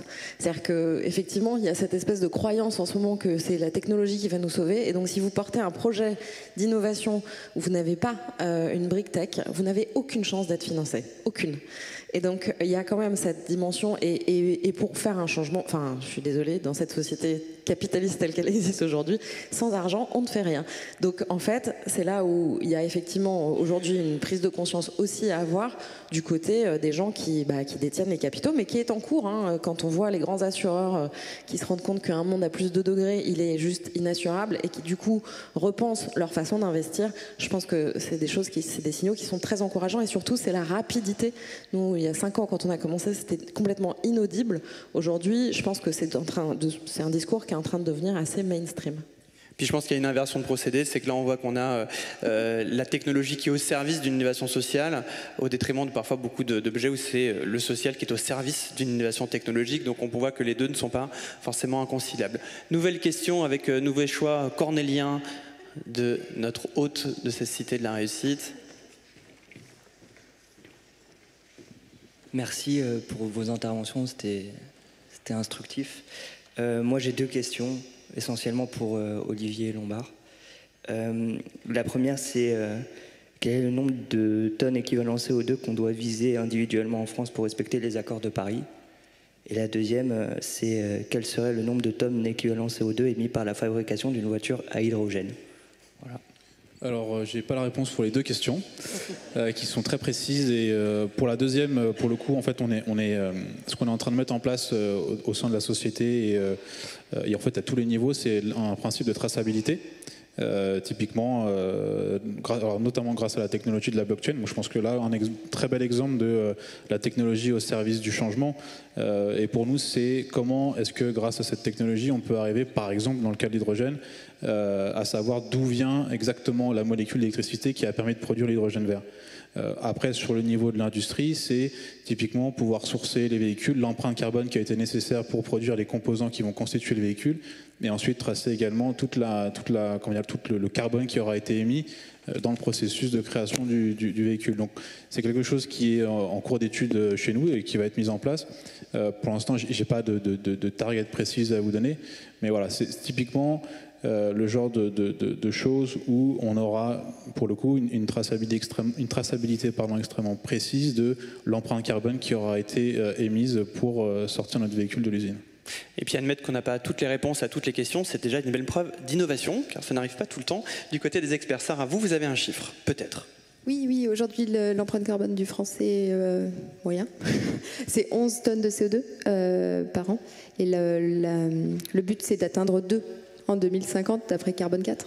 Et pour ça passe par 20% de réduction via des choix individuels, la viande, les voyages, les EVJF à Porto, je sais rien. Et après, c'est 60% dans tout ce qui est augmentation de l'efficacité énergétique, les technologies qui existent déjà, électrification, etc. Dans les industries. Voilà, vous repartez quand même avec quelques chiffres, puisque c'était quand même l'objet de votre double question. Prochaine question. On se demande comment se fait le choix. S'il y a une forme de parité qui est respectée, non. Une forme de classe d'âge, je ne sais pas, de proximité, de facilité, d'effort, de chemin. Ce sera très intéressant d'en faire une conférence prochainement. Monsieur. C'est le changement de coin de la salle à chaque fois. Ah, c'est ça. Je voudrais faire un parallèle, et ce parallèle, c'est celui de l'horloge de la fin du monde. En 1953, elle affiche 23h58 à 2 minutes de minuit, et la cause, c'est la course aux armements entre les deux blocs, Est et Ouest. La situation, elle est complètement explosive. Et en fait, elle va se réduire, elle va s'éloigner de minuit par en fait une démilitarisation, un moratoire sur les armes stratégiques et nucléaires. Et puis il y a la dislocation du bloc soviétique. En 91, on est à 23h43. Finalement, c'est depuis sa création, cette horloge, le moment où on est le plus loin de minuit. Depuis 2020, l'horloge affiche 23h58 et 20 secondes, c'est-à-dire minuit moins 100 secondes. Et la raison, c'est le risque climatique. Voilà, donc je voudrais faire le parallèle et je me dis finalement, est-ce que la démultiplication technologique énergétique n'est pas allée trop loin? Et est-ce que finalement, on a un autre choix raisonnable que de faire un moratoire énergétique technologique? Voilà, merci. Merci pour votre question et puis votre précision presque mécanique. Jean-François. Non, c'est hyper intéressant. Et tout à l'heure, vous utilisiez l'image du chef d'orchestre.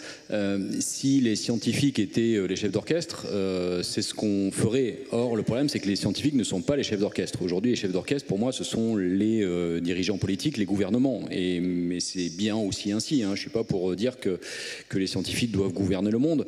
Mais en revanche, ce que demandent aujourd'hui, enfin ce que préconisent les scientifiques sur ces questions-là, c'est de ne plus aller chercher, de ne plus ouvrir en gros le moindre puits de pétrole ou la moindre exploration gazière ou charbonnière. Ça veut dire plus de nouveaux projets d'énergie fossile.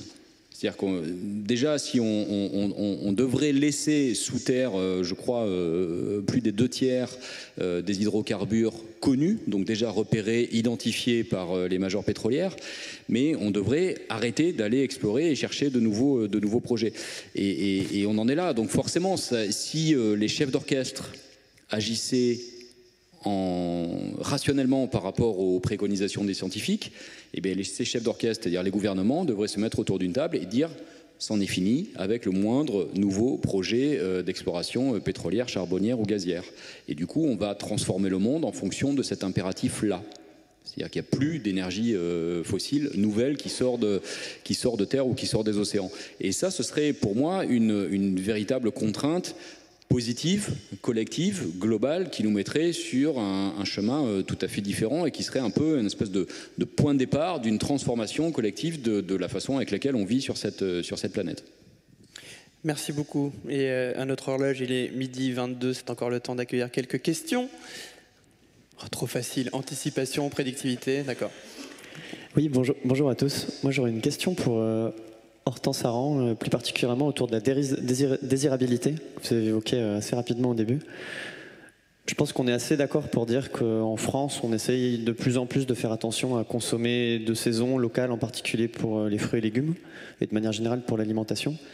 Est-ce que vous savez vous expliquer, vous dans votre entreprise, comment est-ce qu'il y a un décalage aussi grand entre ce qui se passe dans l'alimentation et ce qui se passe pour les fleurs? Ou d'autant plus quand on prend en compte, je pense, le fait que les gens qui achètent des fleurs, le public qui achète des fleurs est plutôt pas le genre de public qui va forcément acheter des tomates en janvier. Et deuxième petite question aussi pour Fleurs d'Issée, j'ai pas très bien compris si c'était un label ou si c'était un groupement de fleuristes. Si on le tape sur Maps, on trouve rien du tout, par exemple. Voilà. C'est 90% des Français qui déclarent dans les derniers sondages vouloir consommer des produits locaux. Et vous savez ce que ça représente, le local, notamment dans l'alimentaire? C'est 5% des volumes. Donc c'est-à-dire c'est rien du tout.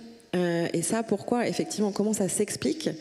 Ça s'explique par ce que je disais juste avant, c'est-à-dire essentiellement des questions de logistique. Et oui, c'est-à-dire qu'aujourd'hui, c'est beaucoup. On a, par exemple, prenons la grande distribution, on a des centrales d'achat Et en fait, une centrale d'achat, parce que c'est un gros machin, elle a intérêt à travailler en amont avec un autre gros machin. Parce que c'est des questions d'adéquation de taille d'acteur en fait. C'est un peu technique, mais ça s'explique beaucoup par ça. C'est-à-dire que la centrale d'achat, elle a un quai de déchargement et que c'est plus simple de faire venir un 33 tonnes depuis l'Espagne, depuis un gros producteur de tomates, que de faire venir 10 petits camions qui viennent de chez 10 producteurs de la région. C'est des choses comme ça. C'est pas très compliqué en fait, c'est juste un peu complexe. Et en fait, on n'aime pas trop la complexité, et puis surtout, on savait assez mal la gérer avant d'avoir des outils technologiques qui permettent de faire ça. Donc, nous, on l'explique essentiellement comme ça. En fait, les gens, ils sont tous d'accord pour consommer local. Évidemment à un prix comparable. Mais ce qui est, à notre sens, relativement envisageable sur tout un tas de produits, contrairement à ce qu'on pourrait penser. Donc c'est surtout pour des histoires de complexité, finalement, de chaîne d'approvisionnement que ça ne se passe pas. Donc d'où le fait que nous, en fait, c'est ce que je disais, on est connu parce qu'on a relocalisé en premier cette verticale des fleurs, mais aujourd'hui, le savoir-faire qu'on a développé précisément sur cette logistique du premier kilomètre, c'est ça qu'on a l'intention en fait de démultiplier pour le mettre au service de toutes les bonnes volontés de distributeurs agroalimentaires, industriels, etc. qui souhaitent aujourd'hui, c'est pas qu'ils souhaitent, c'est que aussi il y a 5 ans, le local, c'était un peu une lubie de bobo. Aujourd'hui, il y a eu le confinement, la rupture des chaînes d'approvisionnement mondialisées, il y a la guerre en Ukraine. Il y a énormément de choses qui font que le local est en train de changer complètement de position, est en train de devenir une nécessité et plus seulement un nice to have. On est passé du nice to have au must have. Et donc, ça change aussi complètement la dynamique. Et pour répondre plus pratiquement à votre deuxième question sur qui on est et qu'est-ce qu'on est, on est une plateforme. Donc, en fait, on fait travailler des fleuristes locaux qu'on va sourcer partout en France, qui se réclament de nous, effectivement, un peu comme une marque labellisante, mais on est un opérateur de filière, c'est-à-dire qu'on est aujourd'hui, nous, on contractualise directement avec des grandes entreprises, par exemple Accor, pour ne pas les citer, qui ont des hôtels partout en France et qui souhaitent à chaque fois faire du local. Mais comme je vous disais, pour des questions de complexité administrative, de contrats, de flux, etc., ils ne peuvent pas faire des micro-contrats à chaque fois. Donc ils passent par nous qui faisons ce travail de fragmentation et de ruissellement, on pourrait dire, qui permet en fait de faire travailler des gens en local, mais en ayant un seul interlocuteur. C'est plus clair comme ça ? Vous pouvez aller sur le site internet fleurdici.fr et vous serez livré en vélo ou en vélo cargo. Voilà, ne cherchez pas à passer directement par Hortense, faut passer par la plateforme. Voilà, c'est ça aussi notre économie numérique. D'autres questions, d'autres mains qui se lèvent. On a perdu notre... Bonjour. Il a abandonné, bonjour.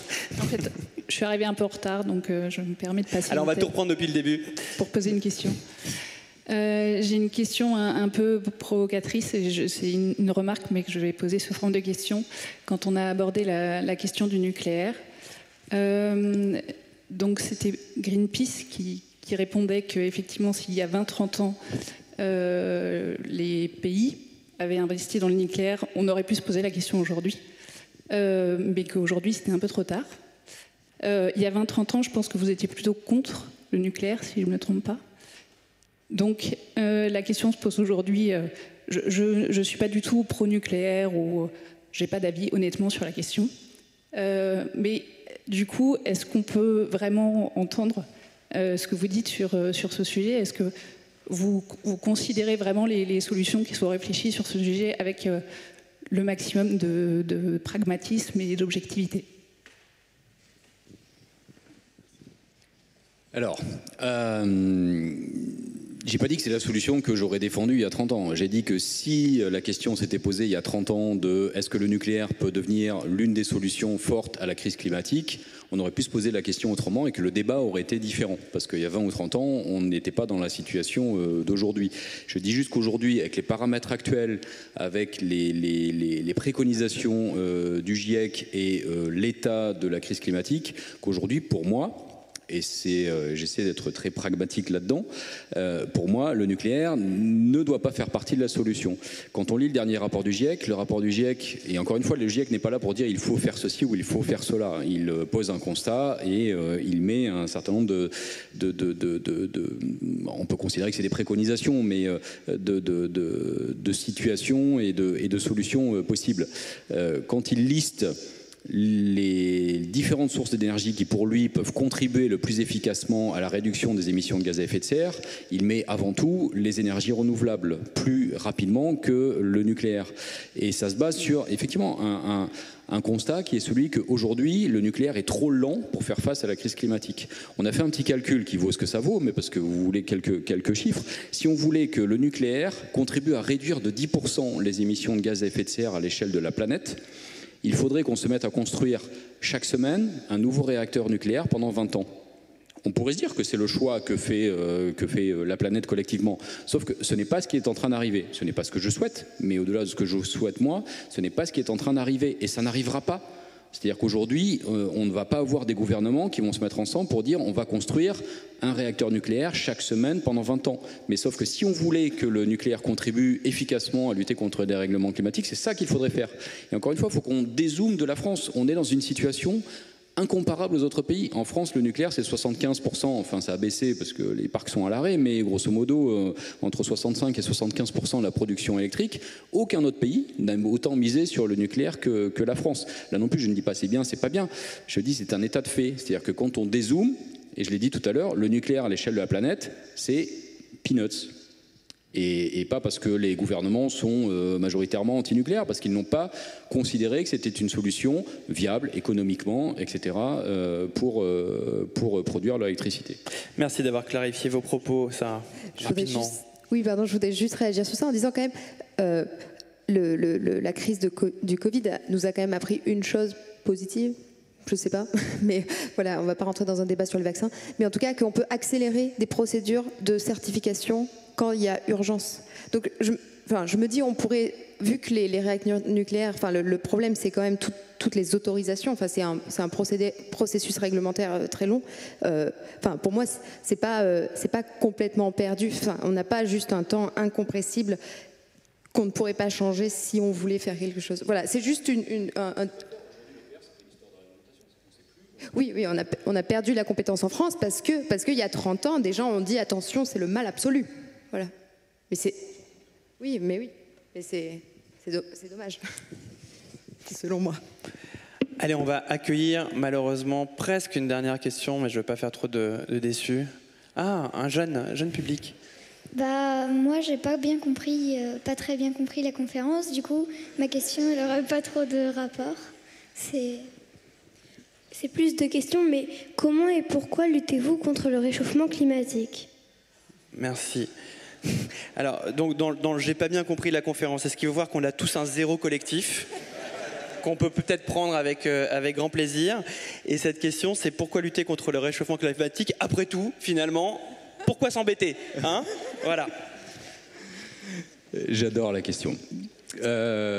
Pourquoi lutter contre le réchauffement climatique? Parce qu'en fait, le réchauffement climatique est en train de rendre ce monde invivable, ou en tout cas dans certaines régions du monde. C'est moins le cas en France, même si on est déjà impacté, mais dans beaucoup de régions du monde, ce réchauffement rend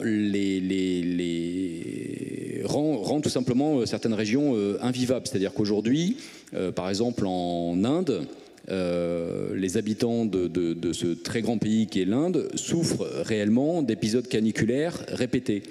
Et quand je parle d'épisodes caniculaires, c'est des températures qui dépassent les 40 degrés, qui s'approchent de plus en plus des 50 degrés.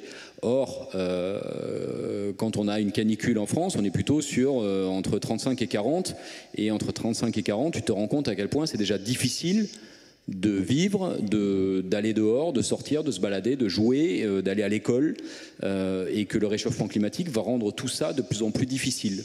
On est par exemple en train pour la première fois de se poser la question de l'adaptation du rythme scolaire au réchauffement climatique. Aujourd'hui, il se fait que le calendrier scolaire fait que la plupart des examens, alors tu es encore trop jeune pour passer des examens comme cela, mais le brevet des collèges ou le bac sont des examens qu'on passe fin juin, début juillet parfois, au moment où justement il y a ces épisodes caniculaires. Et pour la première fois, on est en train de réaliser ça et de se dire il va peut-être falloir, dans les années qui viennent, adapter le calendrier scolaire et avoir les examens plutôt en hiver, parce que ce sera extrêmement compliqué d'avoir ces examens dans les épisodes de canicule.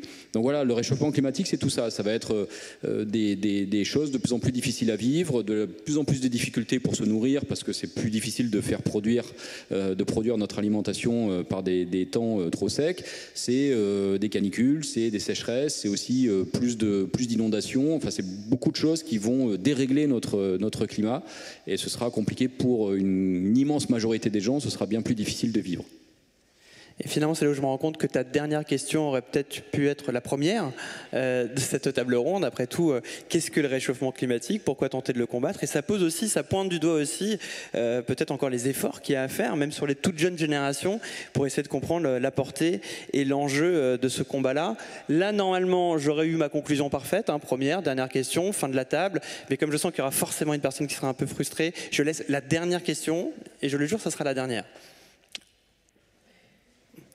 Ah ouais, je corse un peu le choix. Ouais. Bonjour à tout le monde. J'ai des origines étrangères. On a parlé beaucoup en France ici, qu'est-ce qu'on va faire, ce qu'on ne veut pas faire. Mais on sait que le changement climatique ne va pas s'arrêter à notre frontière. Et donc la question c'est, on dézoome côté France, Europe, monde. Et il faut que tout le monde agisse. La question, c'est qu'on voit encore la guerre récente, il y a chacun les chefs politiques qui sont en train de chercher les pouvoirs. Des chefs d'entreprise qui leur mission, c'est de faire de l'argent. Comment coordonner tout ça en 3 ans, 5 ans?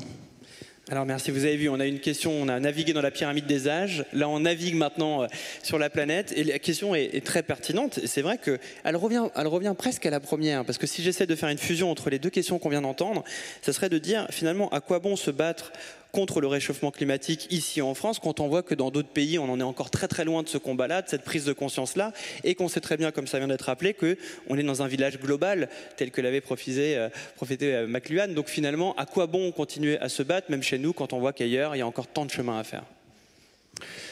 Moi, je considère que l'aquabonisme, à quoi bon, c'est une forme de climato-scepticisme. Désolé, mais... Deux climato-sceptiques d'un coup, de peut-être 7 ans, 8 ans. C'est-à-dire que, à la fois, je ne peux être que d'accord avec ce que vous dites. Malheureusement, la réalité du monde dans lequel on vit s'impose à nous tous les jours, tous les matins. Et il est très tentant de sombrer, de se laisser aller au désespoir. Mais ça s'appelle le triangle de l'inaction.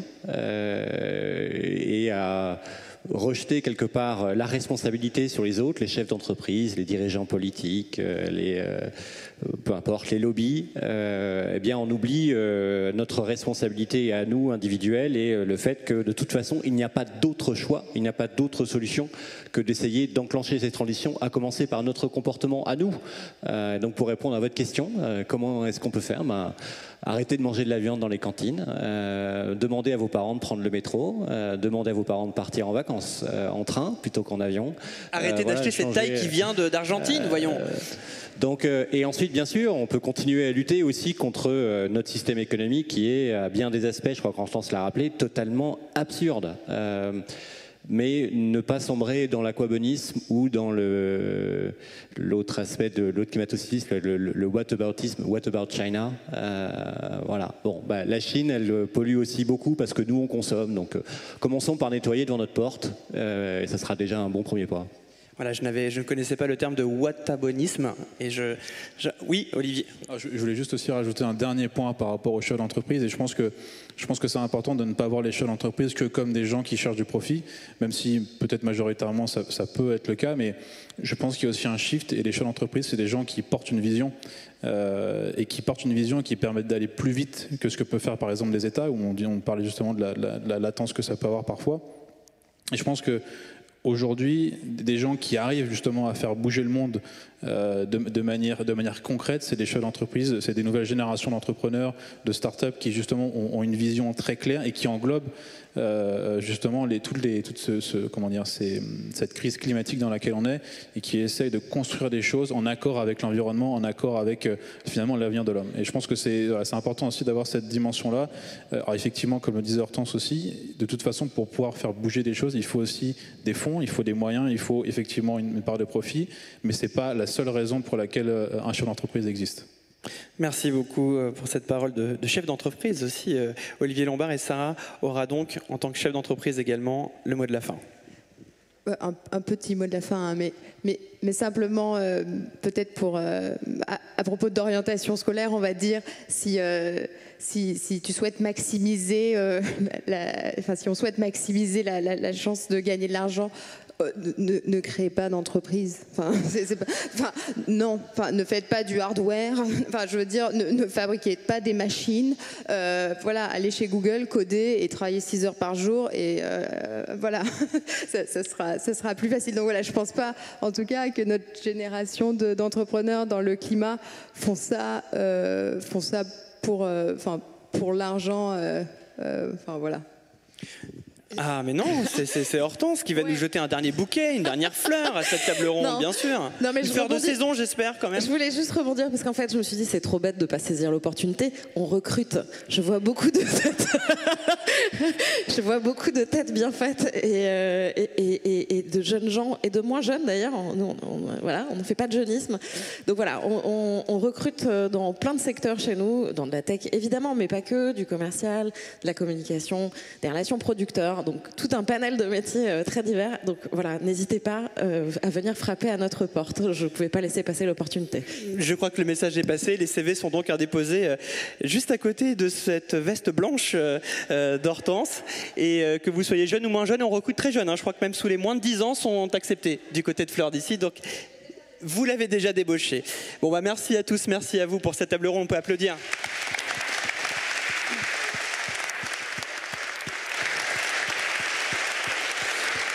On peut applaudir, merci. Nos intervenants et les cités de la réussite évidemment continuent tout au long de cette journée. Puis je retiendrai peut-être qu'un dernier mot, celui de l'imaginaire qu'il faut qu'on arrive à bâtir tous ensemble et à construire. Et pour ça, on va compter sur des chefs d'entreprise, sur des jeunes, sur votre public, sur tout le monde. Donc à nous de construire cet imaginaire. Merci à vous et à très bientôt.